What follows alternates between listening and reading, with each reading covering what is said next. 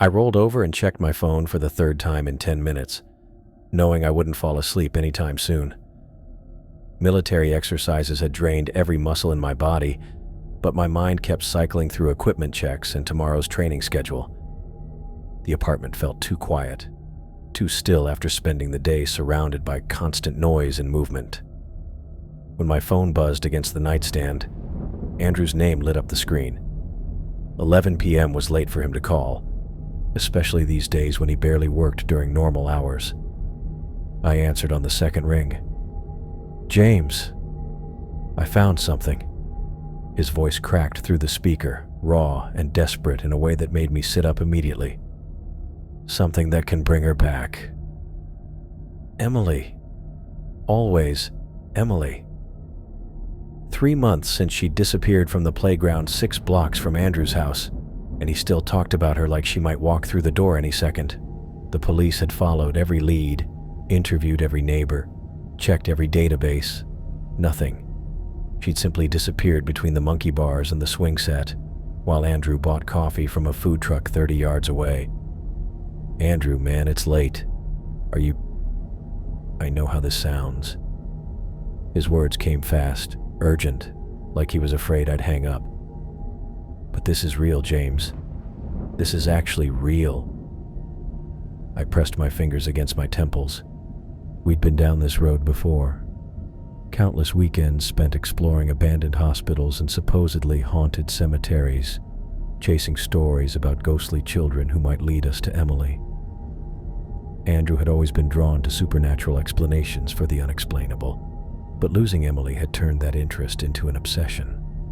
Every psychic, every medium, every person claiming to communicate with missing children, Andrew had contacted them all. None of it ever led anywhere real. "Where are you right now?" I asked. "Home. James, please, I need you to see this." The panic in his voice cut through my exhaustion. Andrew had been drowning for months, barely eating, sleeping maybe 3 hours a night when the nightmares led him. His sister called me twice a week, worried he might hurt himself. I'd never heard him sound focused like this, not since Emily disappeared. I swung my legs over the edge of the bed and reached for my jeans. "I'll be there in an hour." "Thank you. Thank you, James. Just come alone, okay? And don't call anyone else." The line went dead before I could respond. I dressed quickly, grabbing my keys and wallet from the kitchen counter. The drive from my base apartment to downtown Sacramento usually took 40 minutes, but the late hour meant empty highways and green lights. Andrew lived in one of those older neighborhoods where the houses sat close together, each one painted a different shade of blue or yellow or cream. His place was a small 2-story with a front porch that Emily used to decorate with chalk drawings. The house looked normal from the street. Porch light on, car in the driveway. No obvious signs of crisis. But when I knocked on the front door, it opened immediately, like Andrew had been standing right behind it. He looked awful. Worse than awful. His hair stuck up in different directions, his clothes were wrinkled like he'd slept in them for days, and his eyes were so bloodshot I wondered when he'd last blinked. But there was something else. Something I hadn't seen since before Emily disappeared. An intensity, an energy that made him seem more present than he'd been in months. "Come in, quick!" He grabbed my arm and pulled me inside, immediately turning the deadbolt behind us. The living room was messier than usual, which was saying something.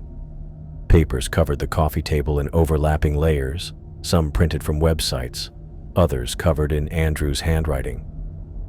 The curtains were drawn tight, and empty coffee mugs sat on every surface. It smelled like someone had been living on takeout and forgetting to shower. "Andrew, what's going on?" I asked, but he was already moving toward the kitchen. "I met someone today, outside the grocery store." His hands shook as he gestured for me to follow. He knew about Emily, knew things nobody else could know. We'd explored dozens of supposedly haunted locations together over the years. Old cemeteries where people claimed to see children playing among the headstones. Abandoned buildings where witnesses reported hearing voices calling for help. A farmhouse outside Stockton where 3 kids had disappeared in the 1970s. Andrew always hoped we'd find something real, some proof that death wasn't final, that missing people might still exist somewhere beyond normal reach. I'd gone along with it because he needed the hope, but nothing we ever encountered felt genuinely supernatural. Just whined through broken windows and shadows that moved in predictable ways. This felt different. Andrew moved with purpose instead of desperation, like he'd found an actual answer instead of another dead end. He led me to the kitchen table, where a black leather notebook sat by itself. The cover looked expensive, unmarked except for small scratches along the edges that could have been from normal wear.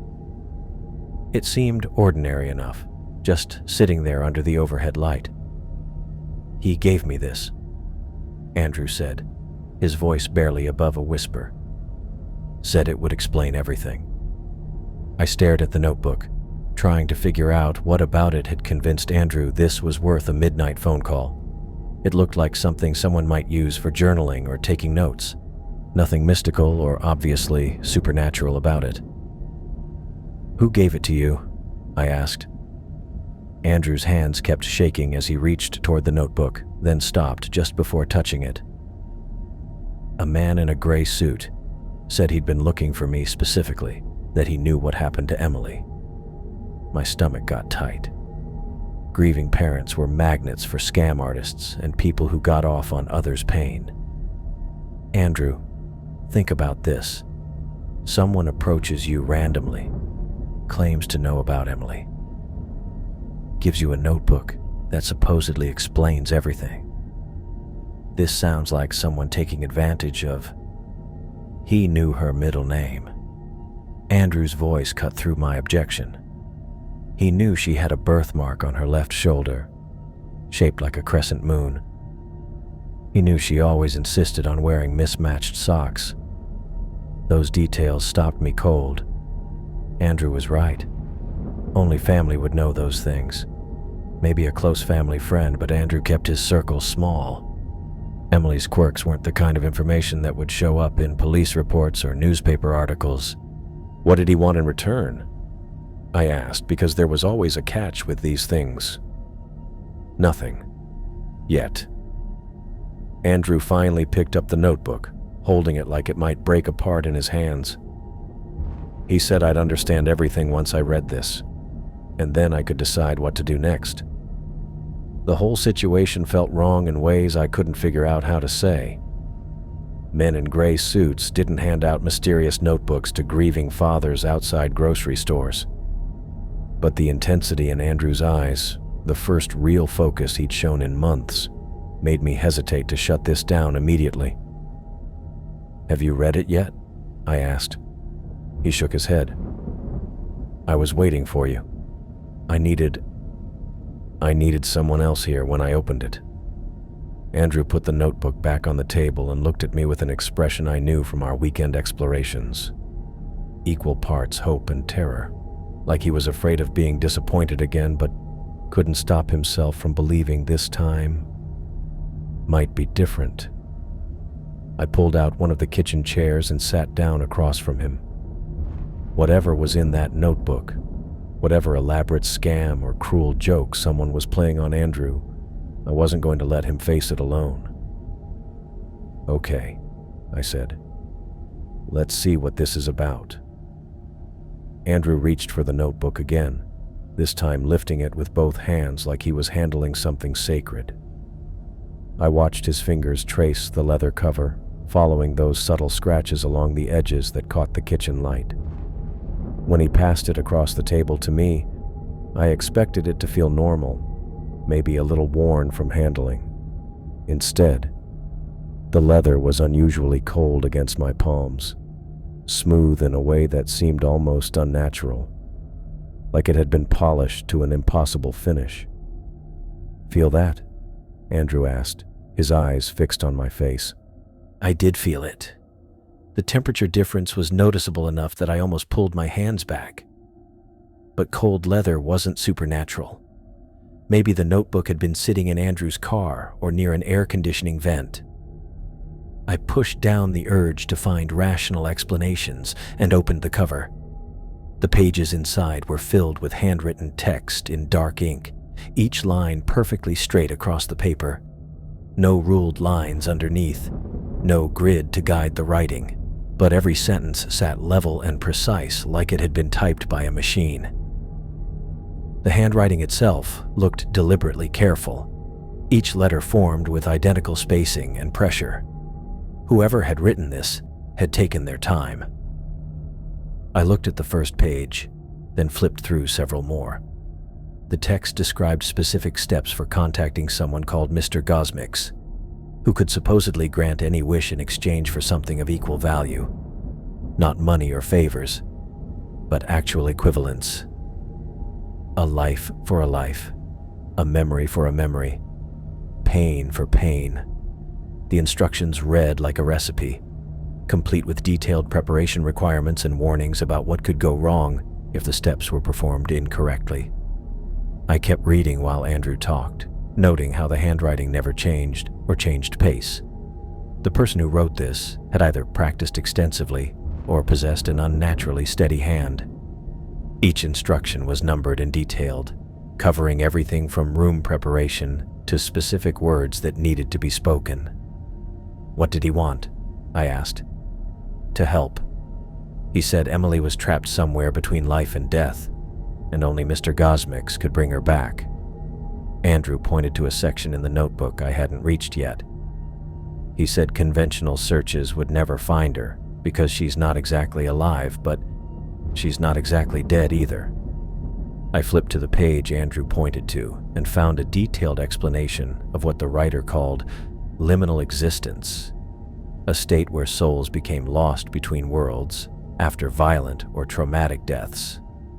The text claimed that children were particularly vulnerable to this fate, their spirits too confused or frightened to move on properly. According to the notebook, Mr. Gosmix specialized in retrieving these lost souls and returning them to life. Andrew, this is obviously a scam targeting grieving parents, I said, though even as I spoke, the words felt insufficient. Someone saw your story in the news, researched the details, and crafted this whole elaborate con to take advantage of your pain. But Andrew shook his head before I finished talking. I thought the same thing at first, but look at page 15. I turned to the page and found preparation instructions that were way more complex than any simple con would need. The procedure required covering all mirrors in the house except one, turning off all electronic devices to prevent interference, and creating a protective circle using white chalk and 4 black candles positioned at cardinal points. The level of detail showed someone had put serious thought and research into creating this ritual, way beyond what would be necessary to fool a desperate parent. He gave me addresses for 3 different occult supply shops where I could find everything I needed, Andrew said. Real places, James. I drove to 2 of them today and bought white chalk, black candles, and thick blankets to cover the mirrors. I looked around the kitchen, noticing for the first time that Andrew's microwave display was dark, and the digital clock on his coffee maker wasn't glowing. He'd already started following the instructions. You turned off your electronics, I said. Just unplug them. The notebook says any electrical interference can disrupt the connection to Mr. Gosmix. Andrew's voice carried a certainty I hadn't heard since before Emily disappeared.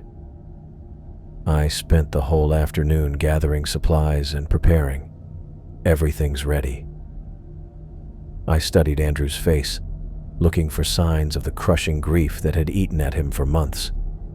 The red-rimmed eyes and hollow cheeks were still there, but something had changed. He sat straighter, spoke with purpose, moved with direction instead of wandering around lost. Having a real plan, even an impossible one, had given him focus again. Andrew, listen to yourself, I said. You're talking about performing some kind of occult ritual based on instructions from a complete stranger, even if this Mr. Gosmix existed, which he doesn't. What makes you think the cost would be worth it? Andrew turned to another page in the notebook, one that described the exchange system in detail. According to the text, Mr. Gosmix wanted equal value for his services, not money or possessions, but something equal in worth to what was being asked for. For a child's life, the cost would be huge. I don't care what it costs, Andrew said quietly. Emily is 8 years old. She should have 70 more years ahead of her, maybe 80. Whatever Mr. Gosmix wants in exchange, it's worth it. The determination in his voice was complete, the kind of certainty that came from months of hopelessness, finally finding an outlet. I realized that no amount of logical argument would convince him this was a bad idea. Andrew had made his decision before I'd even arrived. When were you planning to attempt this? I asked, though I already suspected the answer. Tonight. The instructions say the ritual works best between midnight and dawn, when the boundary between worlds is thinnest. Andrew glanced at the kitchen clock, which showed 11:43. We have about 15 minutes to finish the preparation. I closed the notebook and pushed it back across the table. Everything about this situation felt wrong. The convenient timing, the elaborate preparation requirements, the promises of impossible results. But Andrew's renewed sense of purpose worried me more than his earlier despair. Desperate hope could drive people to dangerous places. Andrew, please think about this rationally, I said. Grieving parents are targets for all kinds of cruel people. Someone researched your case, learned those private details, and created this whole elaborate story to manipulate you. The dangers of following these instructions could be real, even if the supernatural elements aren't. But Andrew was already standing, moving with more energy than I'd seen from him in months. He picked up the notebook and headed toward the living room, where I could see blankets draped over what must have been the television and computer monitors. I've been rational for 3 months, James, he called back to me. Rational got me nowhere. The police were rational. The search teams were rational. The psychologists were rational. None of them brought Emily back. I followed him into the living room, where I could see how much he'd prepared. Every mirror I could see had been covered with thick blankets, held down with tape or thumbtacks. The room felt smaller with all the covered surfaces, like being inside a cave or tomb. Andrew had moved furniture to create open floor space, and I could see white chalk marks where he'd started drawing something on the hardwood. The only mirror I left uncovered is the big one in the hallway, Andrew explained, consulting the notebook as he spoke. The instructions say Mr. Gosmix needs a clear reflection to manifest through, but all other mirrors have to be blocked to prevent interference. He knelt down and began extending the chalk marks into a perfect circle, large enough for 2 people to stand inside. His movements were careful and exact, following measurements he'd clearly figured out earlier. This wasn't last-minute panic. Andrew had spent hours planning and preparing every detail. I watched him work, recognizing the focused intensity that used to mark our weekend explorations. Back then, his interest in supernatural stuff had been academic curiosity mixed with hope. Now it was pure necessity, the last option available to a father who'd tried every normal possibility. What if you're wrong about this? I asked. What if the stranger was lying, or delusional, or just cruel? What if you perform this ritual and nothing happens except wasted time and false hope? Andrew paused in his chalk drawing and looked up at me. Then I'll be exactly where I am now, except I'll know I tried everything possible. But what if I'm right, James? What if Emily really is trapped somewhere, waiting for me to find her? What if this actually works? The circle was nearly complete, and Andrew moved to position 4 black candles at what appeared to be cardinal points around the edge. Each candle was identical, thick, unscented, and pure black from base to wick. He lit them with wooden matches rather than a lighter, following the notebook's specific instructions about avoiding modern ignition sources. The candlelight made dancing shadows across the walls, making the draped mirrors look like covered corpses waiting in the corners. The temperature in the room seemed to drop several degrees, though that could have been psychological reaction to the eerie atmosphere Andrew had created. "The ritual has to start exactly at midnight," Andrew said, checking his watch. "We have 3 minutes." I realized he expected me to join him inside the chalk circle, to participate in whatever he was planning to attempt. The thought of encouraging this delusion, of helping Andrew potentially harm himself with false hope, made my stomach turn. But leaving him alone felt even worse. "Andrew, there are real dangers here that have nothing to do with supernatural forces," I said. "What if this is all set up for something criminal? What if the stranger who gave you that notebook is planning to break in while you're distracted by this ritual? What if he's watching the house right now, waiting for you to turn off all your electronics and light candles that announce you're following his instructions?" But Andrew was already stepping inside the chalk circle, the notebook open in his hands. The candle flames blinked slightly, though I couldn't feel any drafts in the sealed room. He turned to face the uncovered mirror down the hallway, visible through the living room doorway. "James, I need you to understand something," he said, his voice steady and determined. "Emily is my daughter. She's everything good in my life, everything worth fighting for. If there's even a 1% chance this could bring her back, I have to try. I can't live with myself knowing I had an opportunity and walked away from it." The candlelight played across his face, highlighting the dark circles under his eyes and the sharp angles of cheekbones that had become too prominent from months of barely eating. But his expression held more strength and purpose than I'd seen since Emily's disappearance. "I know how this looks," Andrew continued. "I know it sounds crazy, but crazy is all I have left. Everything rational and sensible and logical has failed. So now, I'm going to try something that shouldn't be possible, because impossible is better than giving up." He checked his watch one more time, then looked down at the open notebook. The pages seemed to catch the candlelight differently than normal paper should, reflecting the flames in a way that made the text appear to move slightly. "It's time," Andrew said.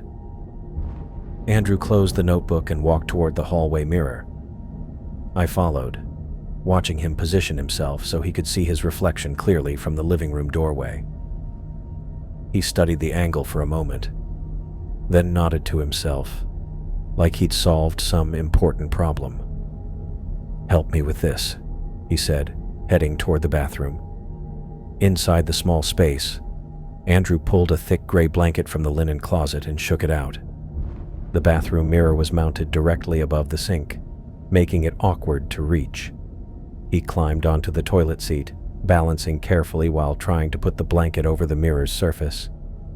"Andrew, this is insane," I said. But when he started wobbling on the narrow seat, I grabbed the bottom edge of the blanket anyway. "You're going to break your neck." "Just hold it steady while I tape the corners," he muttered, pulling a roll of masking tape from his pocket. I kept the blanket tight while he secured each corner, the fabric hanging heavy and dark over what had been a simple bathroom mirror. The space felt smaller with the reflective surface gone, like we were standing inside a cave instead of his bathroom. Andrew climbed down and stepped back to check his work, making sure no gaps remained where the mirror might show through. We moved through the house step by step after that. Andrew had blankets stacked on the couch, each one chosen specifically for size and thickness. The television was easy enough to cover, but the computer monitor in his home office required careful positioning to avoid knocking over his desk lamp. Every covered surface made the house feel more closed off. more cut off from the outside world. The stranger knew about Emily's birthmark, Andrew said as we worked. The crescent moon on her left shoulder. That's not something he could have found in police reports or newspaper articles. I helped him drape a blanket over the bathroom medicine cabinet mirror, the small reflective surface disappearing under dark fabric. People research missing children cases obsessively sometimes. Online forums, social media posts. Maybe someone who knew your family shared details they shouldn't have. But even as I said it, the explanation felt weak.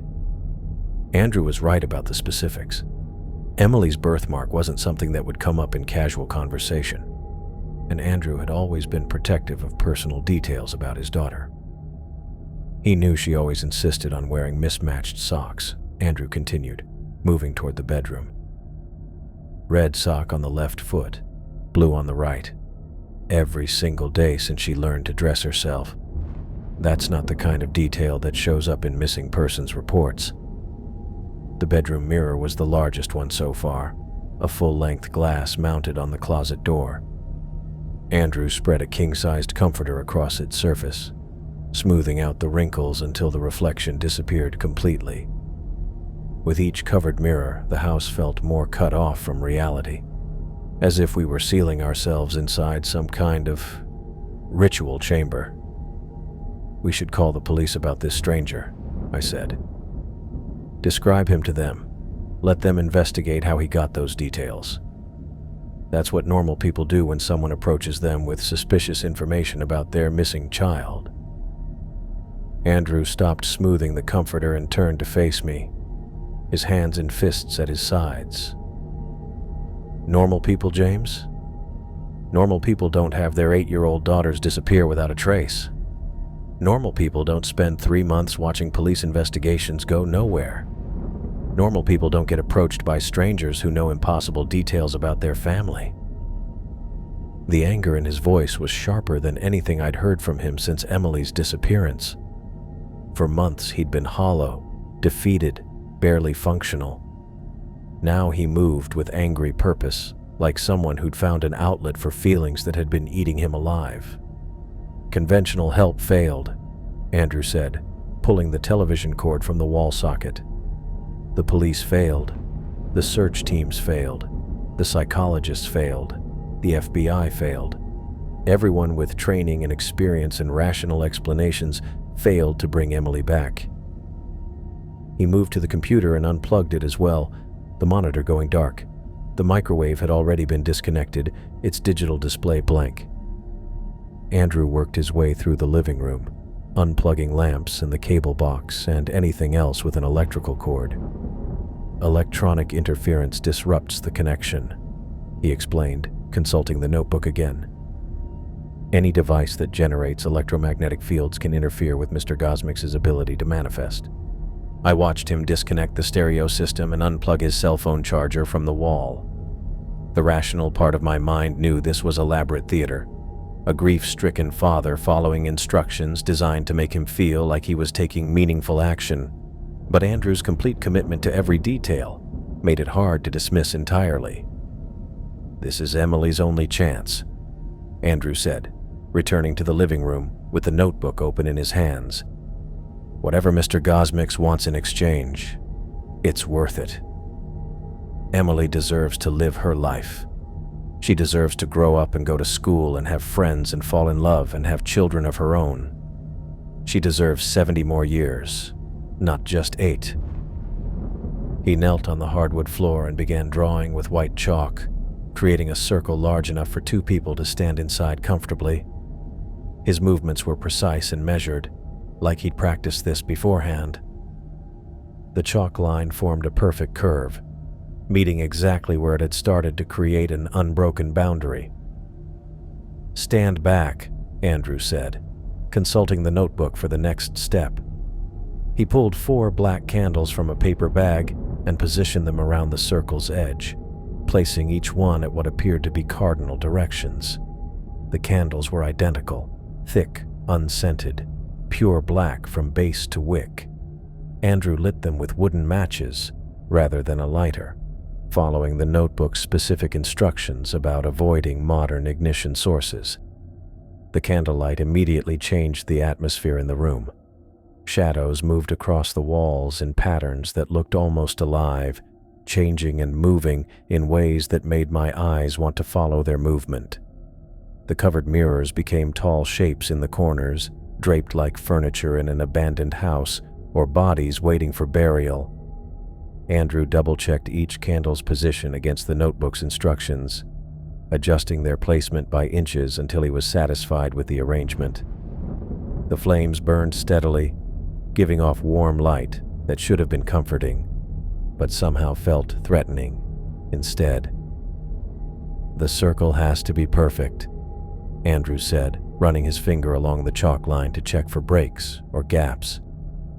Any imperfection in the boundary could allow unwanted entities to interfere with the summoning. The temperature in the room seemed to drop as he completed the preparations, though that could have been the late hour catching up with us. My watch showed 11:57. Outside, the neighborhood was completely quiet. No traffic or voices or signs of life. Just Andrew and me in a house full of covered mirrors and burning candles, preparing to attempt something that shouldn't be possible. Andrew stood up and brushed chalk dust from his knees, then looked around the living room one final time. Every mirror was covered. Every electronic device was unplugged. 4 black candles burned at the cardinal points of a perfect chalk circle. The notebook lay open to the page containing Mr. Gosmix's summoning instructions. "Everything's ready," Andrew said, his voice carrying a mixture of determination and barely controlled fear. I realized this was my last chance to talk him out of whatever he was planning to try. In 3 minutes, he would step inside that chalk circle and begin reading from the notebook, calling out to something that either didn't exist or shouldn't be contacted. Either way, nothing good would come from it. But looking at Andrew's face in the candlelight, seeing the first real purpose he'd shown since Emily's disappearance, I knew no amount of rational argument would change his mind. He'd already decided this was his daughter's only chance, and he was going to take it regardless of the consequences. The house felt colder now, sealed off from the outside world by covered mirrors and turned off electronics. We stood in the blinking candlelight, surrounded by draped shapes that looked like waiting mourners, while Andrew prepared to call out to something that promised impossible things in exchange for unknown costs. Andrew checked his watch one more time, then stepped into the chalk circle. The white lines seemed to shine faintly in the candlelight, though that was probably just an optical illusion created by the contrast against the dark hardwood floor. He turned toward me and held out his hand, palm up, like he was inviting me to join him on a dance floor. "James, I need you in here with me," he said, his voice steady but urgent. I looked at his outstretched hand, then at the chalk circle, then at the notebook open to pages covered in neat handwriting. Everything about this felt wrong, but not in the way I'd expected. The wrongness wasn't coming from Andrew's desperation or the detailed ritual preparations. It was something else. Something that made the hair on my arms stand up, even though the room had gotten warmer since we'd lit the candles. "I can't do that," I said, taking a half step backward instead of forward. "I'm staying right here." Andrew's face fell slightly, but he nodded like he'd been expecting my refusal. "Okay, but don't leave. Whatever happens, please don't leave." The please in his voice carried 3 months of built-up grief and loneliness. I couldn't participate in this delusion, but I wasn't going anywhere either. Andrew had been falling apart since Emily's disappearance, and this ritual represented the first time he'd shown real hope about anything. False hope, probably, but still better than the empty depression that had been eating away at him. "I'm not going anywhere," I told him. Andrew turned away from me and faced the hallway, where the uncovered mirror showed the living room's candlelit interior. His reflection looked strange from my angle, twisted by the mirror's position and the moving shadows from the candle flames. He held the notebook open in both hands, reading silently for a moment before looking up at his reflection. "Mr. Gosmix," Andrew said clearly, his voice carrying more confidence than I'd heard from him in months. "Mr. Gosmix, Mr. Gosmix, can you bring my daughter back?" The words hung in the air between us. Andrew waited, watching his reflection carefully, like he expected something to respond immediately. When nothing happened, he looked down at the notebook again and repeated the same phrase, louder this time. "Mr. Gosmix, Mr. Gosmix, Mr. Gosmix, can you bring my daughter back?" I watched the candle flames as he spoke, noting how they flashed slightly with each repetition. That made sense. Andrew's voice was creating air currents that would naturally disturb the flames. But the movement seemed more pronounced than it should have been, especially since we were in a closed room with no open windows or doors. Andrew continued the incantation, his voice growing stronger and more commanding with each repetition. He stood straighter inside the chalk circle, shoulders squared, projecting the kind of authority I remembered from our weekend exploration trips when he'd been convinced we were about to discover something extraordinary. "Mr. Gosmix, Mr. Gosmix, Mr. Gosmix, can you bring my daughter back?"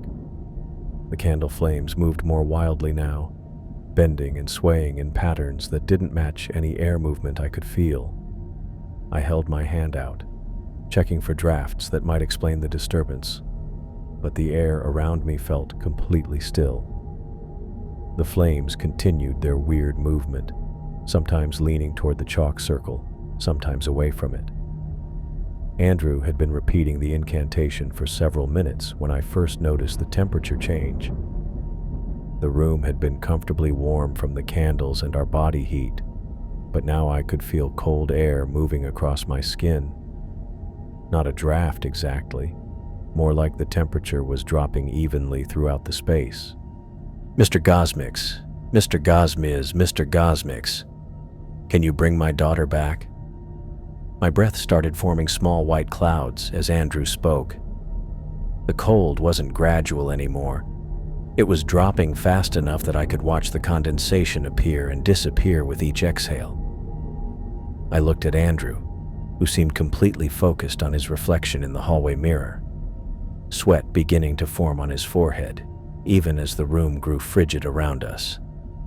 That's when I heard the first whisper. It came from somewhere behind me, too quiet to make out words, but loud enough to be clearly audible. I turned around, looking around the covered mirrors and draped furniture, but saw nothing that could have produced the sound. The whisper came again, this time from a different direction, like someone was moving around the room just outside my vision. "Mr. Gosmix, Mr. Gosmix, Mr. Gosmix, can you bring my daughter back?" Andrew's voice had taken on an urgent quality, like he was trying to reach someone who wasn't quite listening. The sweat on his face was more visible now, dark patches forming on his shirt even though the temperature kept dropping.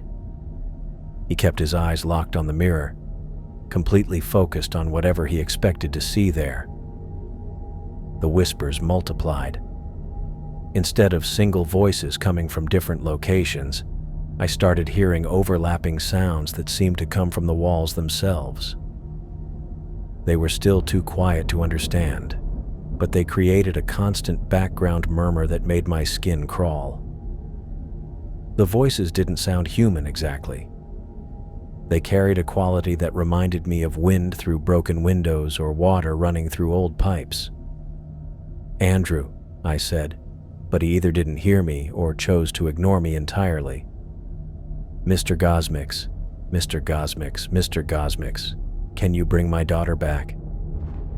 The whispers got louder, changing from background noise to something more active.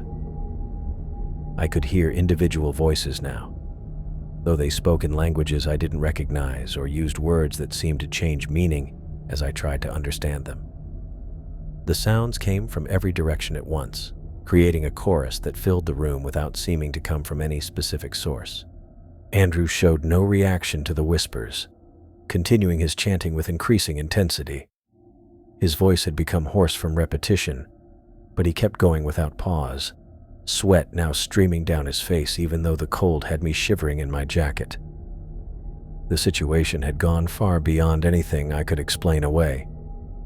Cold rooms and blinking candles could be explained, but not voices with no bodies speaking in impossible languages. I reached toward Andrew's shoulder, planning to physically pull him out of the chalk circle and end whatever was happening. "Andrew, we need to stop this," I said, grabbing his shoulder firmly. He shrugged me off with violent force, nearly knocking me backward. The strength behind his movement was surprising. Andrew had lost weight and muscle mass during his months of depression, but he threw me off like I weighed nothing. "Don't interrupt," he snapped, never taking his eyes off the mirror. "Mr. Gosmix, Mr. Gosmix, Mr. Gosmix, can you bring my daughter back?" The whispers were becoming overwhelming now, dozens of voices speaking at the same time in that strange chorus. They seemed to be responding to Andrew's words, growing more excited or angry with each repetition. The temperature had dropped so far that I could see my breath clearly with every exhale, white clouds forming and disappearing in the candlelight. I looked toward the hallway mirror, trying to see what had captured Andrew's attention so completely. The reflection should have shown the living room from the mirror's perspective, the chalk circle, the candles, Andrew and me standing near it. Instead, the glass seemed darker than it should have been, like someone had turned down the lights in the reflection while leaving the actual room unchanged. Something was moving behind the mirror's surface, not a reflection of movement in the room, but independent motion that seemed to be happening inside the glass itself. Dark shapes moved and flowed like shadows underwater, and sometimes I thought I could make out more defined shapes moving through the darkness. Andrew's voice reached a high point as he repeated the words one final time, putting all his remaining strength and hope into them. "Mr. Gosmix, Mr. Gosmix, Mr. Gosmix, can you bring my daughter back?" The whispers stopped instantly, cutting off mid-syllable to leave the house in complete silence. The sudden quiet was more jarring than the noise had been, like someone had thrown a switch and eliminated every sound in the world. I couldn't hear traffic outside, or the house settling, or even the faint buzz of electronics that usually formed the background noise of modern life. Andrew stood motionless inside the chalk circle, staring at the mirror with desperate anticipation. The silence stretched between us. Andrew stayed frozen inside the chalk circle, his eyes locked on the hallway mirror. Sweat kept running down his face even though the temperature had dropped so much that my breath formed white clouds in the candlelight. Then the mirror's surface moved, not a reflection changing or shadows moving behind the glass. The actual surface rippled outward from the center like someone had dropped a stone into still water. The glass itself became fluid, waves spreading in perfect circles that shouldn't have been possible. I blinked hard, certain I was seeing things, but the ripples kept spreading until the entire mirror surface looked like a vertical pond disturbed by some unseen impact. Andrew made a small sound in his throat, part gasp, part whimper, but he didn't move from his position inside the circle. The ripples began to settle and something started taking shape behind the glass. At first, just a dark outline that could have been anything. A person, a tall piece of furniture, a shadow. But the outline grew more clear with each passing second, developing edges and angles that turned into a distinctly human silhouette. The figure stepped forward through the mirror's surface like walking through liquid mercury. Water should have splashed or dripped, but the glass simply parted around the emerging shape and reformed seamlessly behind it. A man in an expensive gray suit appeared completely into the hallway, his polished shoes clicking against Andrew's hardwood floor. He was tall, taller than seemed normal for the narrow hallway space, and his proportions felt wrong in ways that made my eyes want to look away. His arms hung too long at his sides, fingers extending past where they should have ended.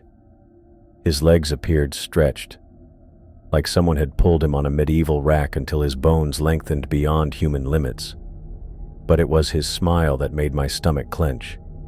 Too wide for his face, showing too many teeth that seemed too sharp. "Andrew Mitchell," the figure said, and his voice arrived inside my head rather than through my ears. The words formed clearly in my thoughts while his lips barely moved, creating an unsettling disconnect between what I saw and what I heard. "Congratulations on performing the summoning correctly. Very few manage such precision on their first attempt." Andrew's knees buckled slightly, but he managed to remain standing inside the chalk circle. His voice came out as a croak when he tried to respond. "Are you Mr. Gosmix?" "I am, indeed." The figure's smile stretched wider, if that was possible. "And you are exactly as desperate as I was told you would be. Perfect." Something about his casual tone made the room feel colder than it already was. This wasn't the dramatic, otherworldly presence I might have expected from a supernatural entity. Mr. Gosmix spoke like a businessman reviewing a contract, with polite professionalism that somehow made everything more disturbing. "My daughter," Andrew managed. "Emily. Can you bring her back?" Mr. Gosmix tilted his head, studying Andrew with eyes that reflected the candlelight in a weird way. When he moved, his arms and legs bent at angles that suggested his joints worked differently than human bones should allow. "Ah yes, little Emily Mitchell, 8 years old, brown hair, green eyes, fond of mismatched socks and chalk drawings." He paused, letting those specific details sink in. "I'm afraid I have some difficult news to share with you, Andrew." The way he drew out Andrew's name made it sound like he was savoring the syllables. My hands clenched into fists at my sides, every instinct screaming that I needed to get Andrew away from this thing immediately. "Emily is indeed dead," Mr. Gosmix continued with the same casual tone he might use to discuss weather conditions. "Her body was discovered yesterday morning in a wooded area outside Bakersfield, California, 3 states away from where she disappeared. The individual responsible for her death showed considerable creativity in his methods, though I suspect the details would prove too disturbing for parental consumption." Andrew made a sound like all the air had been knocked out of his lungs. He dropped to his knees inside the chalk circle, his whole body folding in on itself as sobs began tearing from his throat. The notebook fell from his hands and hit the floor with a soft thump. "No," Andrew whispered between gasps. "No, no, no. She's not dead. She can't be dead. You're supposed to bring her back." Mr. Gosmix watched Andrew's breakdown with clear interest, like he was watching a really interesting scientific experiment. He didn't offer comfort or show any sign of sympathy for the grief he'd just caused. "However," Mr. Gosmix said, raising his voice slightly to carry over Andrew's sobbing, "death need not be permanent. I specialize in correcting such unfortunate circumstances, provided the price is acceptable to all parties involved." Andrew looked up through his tears, hope and worry fighting on his face. "What price? Tell me what you want. Anything. I'll give you anything. The exchange is quite simple, really. A life for a life. Your death in place of hers." Mr. Gosmix spoke like he was describing a basic transaction at a grocery store. "You take Emily's place in the ground and she returns to life with no memory of her suffering, no trauma, no pain, no knowledge of what was done to her. She simply comes home." The words hit me like physical blows. I stepped toward the chalk circle, wanting to grab Andrew and drag him away from this creature before he could agree to anything so insane. "Andrew, don't listen to him," I said, my voice coming out rougher than I'd expected. "This isn't real. This is some kind of psychological manipulation. Emily's not dead. She's missing, but she's not dead." Mr. Gosmix turned his attention to me for the first time, and his smile became predatory. When those unnatural eyes focused on my face, I felt like I was being cataloged, studied, evaluated for potential usefulness.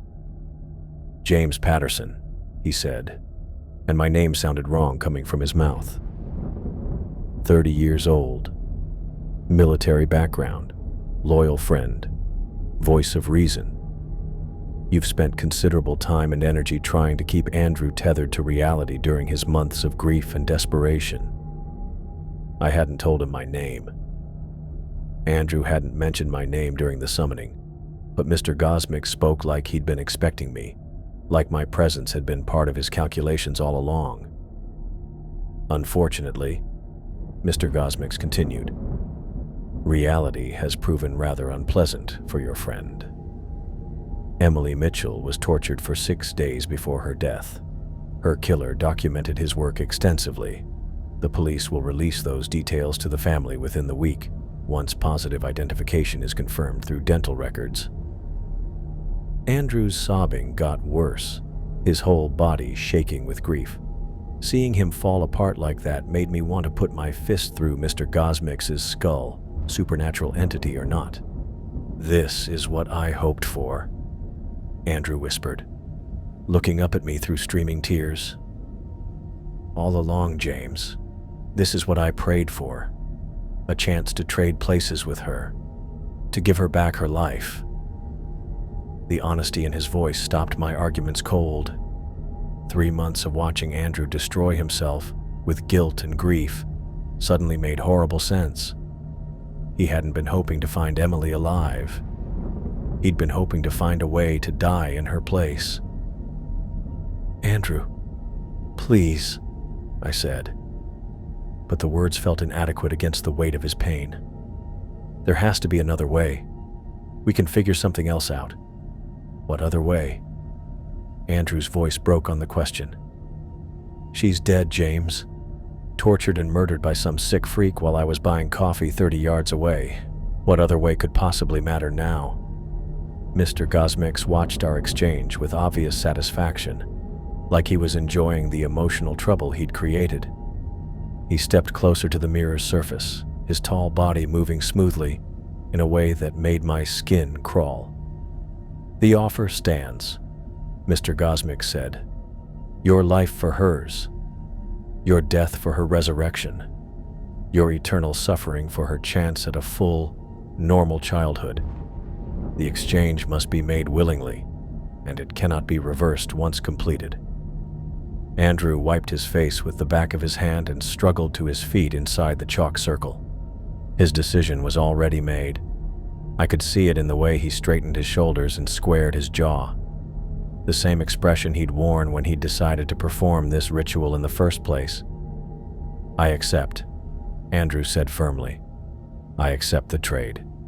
Mr. Gosmix's smile stretched impossibly wide, showing rows of teeth that were definitely not human.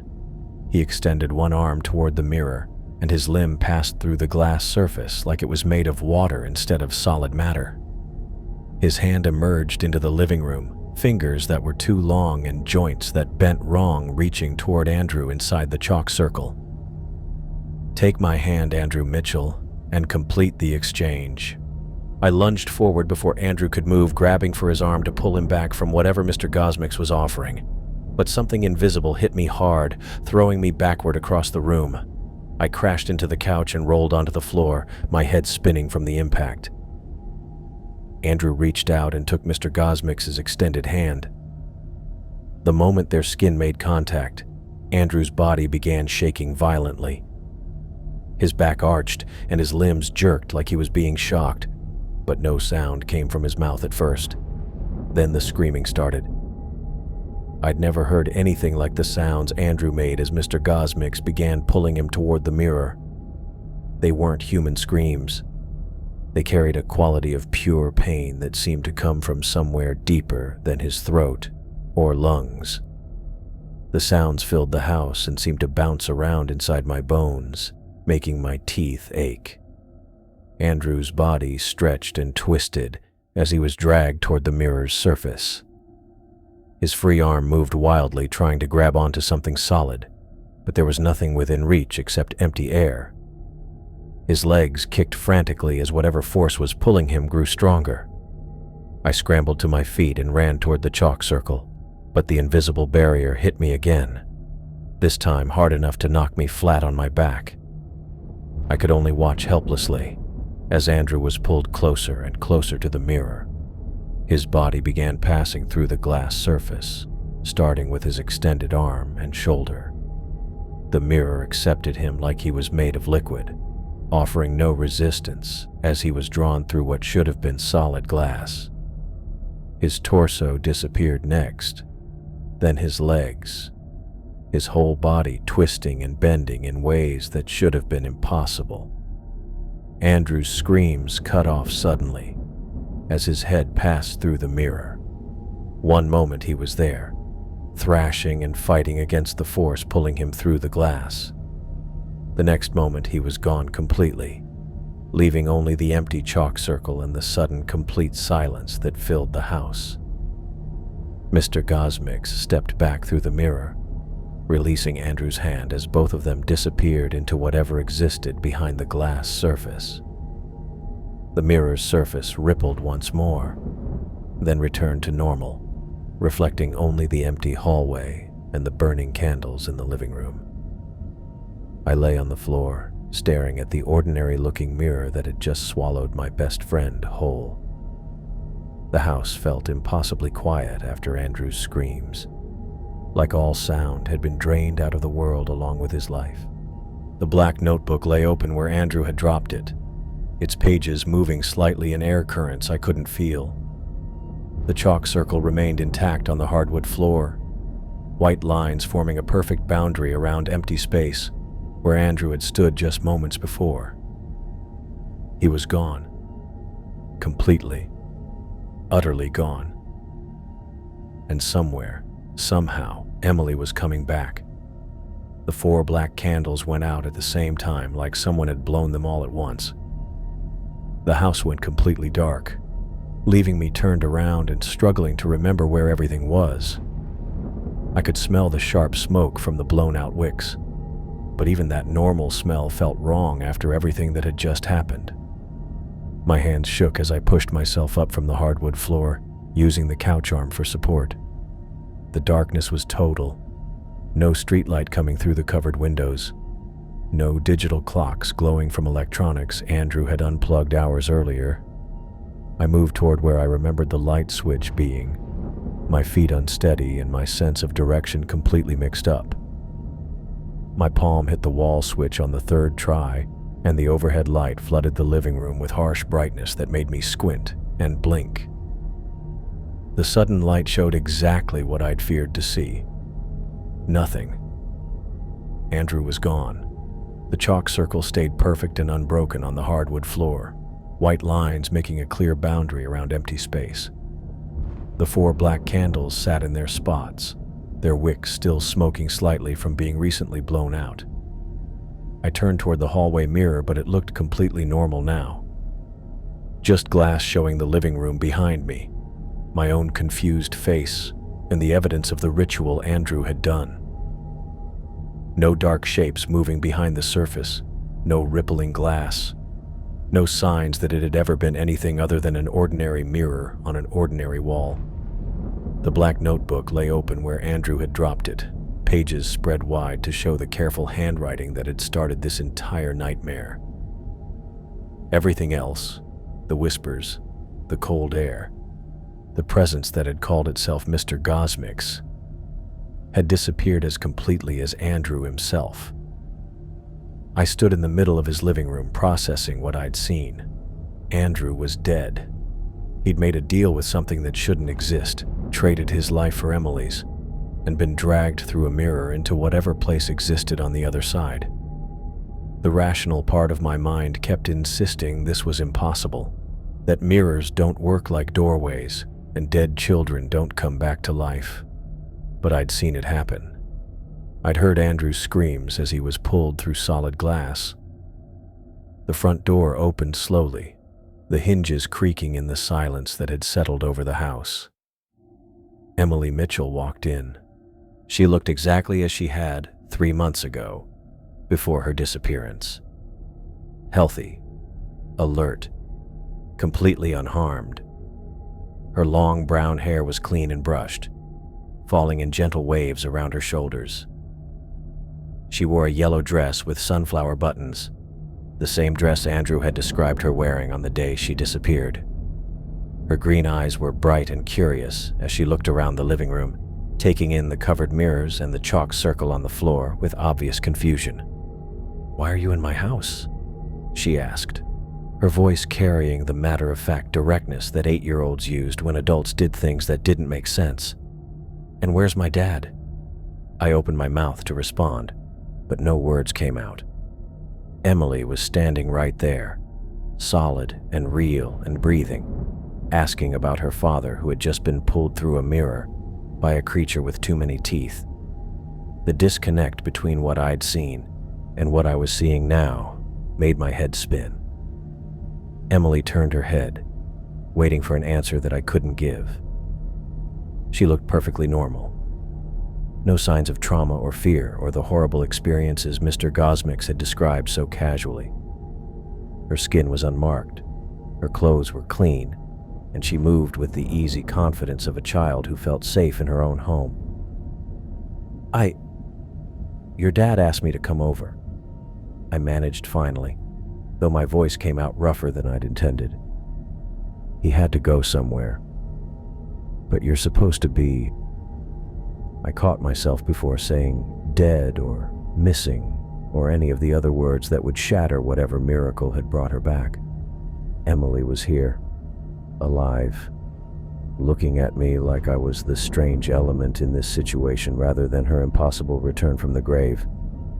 "I got lost," Emily said like she was explaining something obvious. "But a nice man helped me find my way home. He said my dad was waiting for me." The simple way she explained it made my stomach tighten. No memory of disappearing from a playground, no awareness of the 3 months that had passed, no knowledge of what Mr. Gosmix had told us about her death and torture. Emily remembered being lost and someone helping her get home, and that was apparently all she experienced. "Do you remember anything else?" I asked carefully, crouching down to her eye level. "About where you were, or how long you were gone?" Emily shrugged, the move showing the casual dismissal that children used when adults asked about things that didn't interest them. "Not really. It's all kind of fuzzy. But I'm home now, so it doesn't matter." I looked at her face, searching for any sign of the trauma that should have been there. 3 months of being missing, and according to Mr. Gosmez, 6 days of torture before being murdered. But Emily's expression held nothing but mild confusion about finding me in her living room and curiosity about where her father had gone. Andrew had given her more than just life. He'd given her a clean slate, free from whatever horrors she'd experienced. Emily had no memory of her disappearance, no knowledge of her death, no awareness that her father had traded his existence for hers. She was exactly as she'd been before that morning at the playground, as if the last 3 months had never happened. "I'm tired," Emily announced, covering a small yawn with her hand. "I think I'm going to go to my room and rest for a while." She went toward the stairs without waiting for my response, moving through the house with the easy movement of someone who belonged there. I watched her climb the steps, her small hand trailing along the banister, yellow dress swishing around her legs. She looked like any normal 8-year-old heading to her bedroom after a long day. When I heard her door close upstairs, I finally let myself move. The black notebook still lay open on the hardwood floor, its pages containing instructions that had worked exactly as promised. Andrew had followed every step precisely, and the exchange had been completed. His life for Emily's, his death for her resurrection, his eternal suffering for her chance at a normal childhood. I couldn't let anyone else find that notebook. Police would come eventually, when Andrew was reported missing. They'd search the house, ask questions about where he'd gone, and why his 8-year-old daughter was suddenly home after 3 months. The notebook contained information that no one else should ever see, instructions that desperate people might try to follow. I picked up the notebook and closed it carefully. The material still had that unnatural polish, that perfect smoothness that had made it feel wrong from the first moment I touched it. But now it just seemed like an expensive journal, nothing more sinister than high-quality leather bound around pages of careful handwriting. The chalk circle could stay. Police might find it strange, but they'd assume it was part of some harmless ritual or hobby. The covered mirrors would seem eccentric, but not criminal. Emily's return would be miraculous, but not impossible. Children went missing and came home all the time, even after months of searching. But the notebook was different. The notebook contained actual instructions for contacting entities that could grant wishes in exchange for terrible prices. I carried it through the kitchen to the back door, stepping out into Andrew's small backyard. The grass needed cutting, and Emily's old swing set sat unused in the corner, chains hanging empty in the pre-dawn air.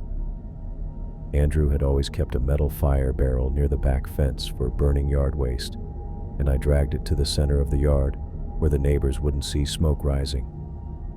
I opened the notebook to the first page and tore it out carefully.